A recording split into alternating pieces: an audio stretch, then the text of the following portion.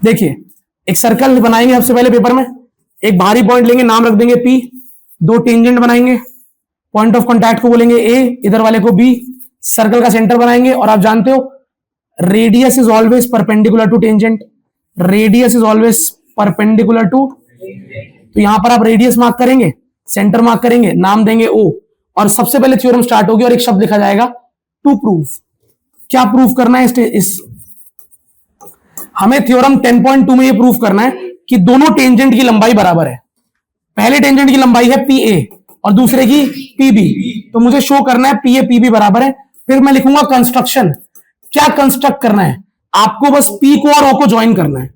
मैं जैसे ही P और O को ज्वाइन करूंगा, दो ट्राइंगल दिख रहे हैं, ट्राइंगल नंबर 1 और ट्राइंगल नंबर 2, तो ज्वाइन P एंड O, इतनी ही कंस्ट्रक्शन है। अब जब मैं प्रूफ में एंटर करूंगा तो मुझे दो ट्राइंगल दिख रहे हैं, मुझे उन दोनों ट्राइंगल को कॉन्ग्रुएंट करना है।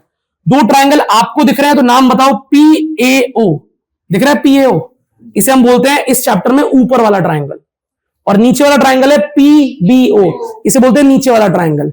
जब भी दो टेंजेंट बनती हैं तो बीच की लाइन जोड़ने पर दो ट्राइंगल पैदा हो जाते हैं, एक ऊपर वाला और एक कौन कौन कह रहा है? यहां तक तो समझ में आ रहा है, दो ट्राइंगल बना लेंगे हम, ऊपर वाला भी ट्राइंगल नीचे वाला बना लेंगे। इसके बाद अब मैं आपको टास्क क्या दे रहा हूं, आप बस कुछ भी करके ट्राइंगल नाम देखना PAO एंड ट्राइंगल PBO। तो विद्वानों, आपको दो ट्राइंगल अगर दिख रहे हैं, आपको इन दोनों ट्राइंगल को नाम ले रहा हूं दोबारा से, एक का नाम है PAO और एक का नाम है, एक ये नीले रंग से मार्क कर दिया हमने और एक को हम मार्क कर देते हैं ऑरेंज रंग से। तो दो ट्राइंगल आपको दिख रहे हैं, एक ब्लू और एक ऑरेंज, नाम लिख दिया मैंने। अब बताओ क्या एंगल A और एंगल B इक्वल है? ब्लू वाले ट्राइंगल का एंगल A और ऑरेंज वाले का एंगल इक्वल है। रीजन है radius is always perpendicular to tangent. पिछली कक्षा में यही सीखा था हमने कि रेडियस और टेंजेंट हमेशा क्या होते हैं, तो ये भी 90 और ये भी, तो मुझे यहां पर एक और लाइन लिखनी पड़ेगी, बोथ 90 डिग्री। एंगल A और एंगल B इक्वल है। क्यों इक्वल है? क्योंकि दोनों 90 हैं। और 90 कहां से हो गए? दोनों रेडियस और टेंजेंट परपेंडिकुलर होती हैं, इसीलिए दोनों एंगल इक्वल हो गए। तो ब्लू वाले का एक एंगल ऑरेंज वाले के एक एंगल के इक्वल आ गया। अब बताओ क्या ब्लू और ऑरेंज ट्राइंगल में कोई साइड कॉमन है? PO। अच्छा, तो यहां लिख सकता हूं PO is equal to P, और रीजन ये आप राइट एंगल इक्वल कर दिया हाइपोटेन्यूज। देखना यार, ये PO हाइपोटेन्यूज है। इस राइट एंगल ट्राइंगल दोनों में PO क्या है? हाइपोटेन्यूज। तो आपने PO को भी इक्वल कर दिया। अब बताओ क्या कोई और साइड है जो इक्वल होगी? क्या OA रेडियस है?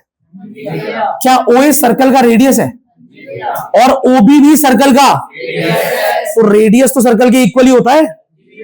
इधर मार्क करो या इधर मार्क करो या उधर मार्क करो, सर्कल का रेडियस 5 है तो हर जगह से 5 है। तो क्या लिख सकता हूं? OA, ये OA equal to OB। OA और OB बराबर होगा, रीजन रेडियस ऑफ सर्कल नहीं, रेडियस ऑफ सेम सर्कल। अलग अलग सर्कल का रेडियस अलग अलग हो सकता है, लेकिन सेम सर्कल का रेडियस सेम होता है। तो क्या आपने एक राइट एंगल को, एक हाइपोटेन्यूज को और एक साइड को इक्वल कर दिया। तो जैसे ही आप ये तीन चीजें कर चुके हो, तो बाय कौन सी congruency? By RHS congruency. Triangle का नाम बोल रहा हूं PAO congruent to triangle PB, यानी कि नीला और ऑरेंज ट्राइंगल कॉन्ग्रुएंट आ गए।